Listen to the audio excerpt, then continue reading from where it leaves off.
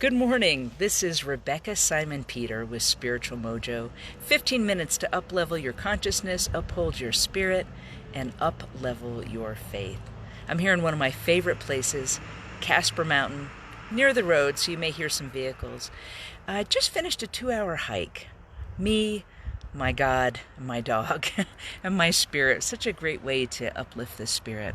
I don't know if you're getting out into nature at all, but I hope you can. It's such a beautiful antidote to isolation and to the pandemic is to be able to connect deeply with God and with nature. Even if you have potted plants and you stick your nose in the potted plants, sometimes I content myself with that, or an outdoor plant, or a bird in the house, or fish. Anything you can do to be near nature is such a beautiful antidote for the spirit to isolation, to loneliness, and to hopelessness. I'd like to talk about another antidote to the pandemic right now, and that's good leadership.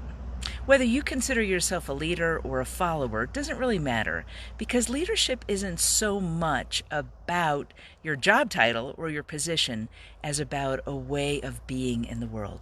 So today I'd like to talk with you about 3 qualities of good leadership. Number 1, remember that you reap what you sow. Leaders reap what they sow. So just like soil grows anything that's put in it, if you put in carrot seeds, you're going to get carrots. You put in radish seeds, you're going to get carrots. You're going to get radishes. And if you put in cucumbers, you're going to get cucumbers. So when leaders lead, they need to remember that their words are like soil, and what they plant is what gets produced. So if you want to create a world around you in which honesty thrives, plant seeds of honesty, authenticity, even vulnerability. It's important to be honest, even when you may not look good by being honest, because people trust honesty. When you sow seeds of confusion or doubt or misinformation, that's what's going to grow up around you, and you too will then be at the effect of dishonesty and misinformation. So you reap what you sow. Be sure the seeds that you're sowing are seeds you want to be surrounded by. That's the first tenet of good leadership. The second tenet of good leadership is remember kindness goes a long way. Kindness, goodness and kindness go a long way. We can see this with Jesus. There were times he was tough on people. There were times he was tremendously kind. And even his toughness was sort of tough love. But his kindness brought in people from the margins, from the outer edges of people's experience, and lifted them up. That was a kindness in that day, and there are ways to be kind today, because when you are kind, you teach the people around you that this is the way to be. And remember the first principle: you reap what you sow. So if you want to receive kindness, giving kindness is especially important, especially to the people that may not be able to fend for themselves, may not be able to give voice to their deepest needs and longings. When you are kind, you're sowing seeds of kindness. You will also reap kindness, and the world around you will be a kinder place. Kindness is important in leadership. And then number 3, standing out. Standing up and standing out is important. There are going to be times when you will want to lay low because you might get your head chopped off. You might attract negative attention. And yet it's so important, especially in days like this, to stand up and stand out, and to speak up and to speak out. When things are not going well, when you see injustices being done, when you see people being treated poorly, it's so important to stand up and stand out. That's what leaders do. Why? Because they reap what they sow. Number 2, because kindness is important. It's important to treat people with kindness along with tough love. And number 3, the third point is especially important. So those are important tenets of leadership.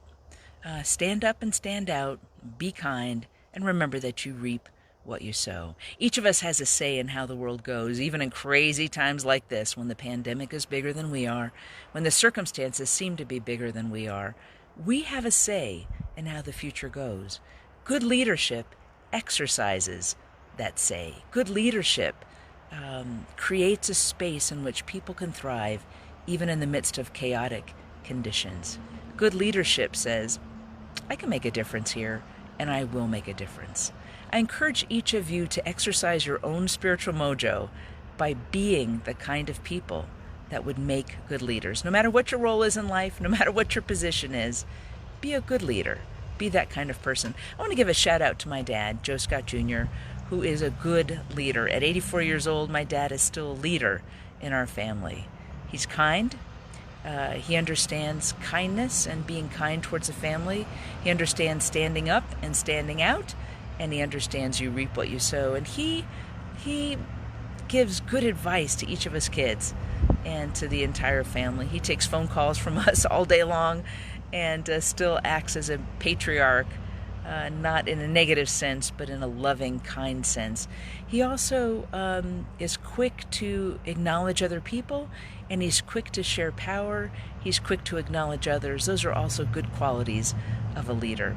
So leadership is not about your paycheck. It's not about the position in the company or the organization or the church. It's the way you conduct yourself, and you can lead at any age, no matter what group looks to you, no matter what kind of group looks up to you. Leadership is a quality that is ever so needed. So I encourage you today to be a leader, to see how you can understand that you reap what you sow, sow good things, to be kind to others, and to stand up and stand out, especially in times of chaos. This is Spiritual Mojo, and it's so important to uplift your spirit, uplevel your faith, and uphold your consciousness. I pray that this has contributed to you today, and I wish you blessings and good luck and good spirit this week, and good leadership this week. God bless you, and I'll see you next week. Take care.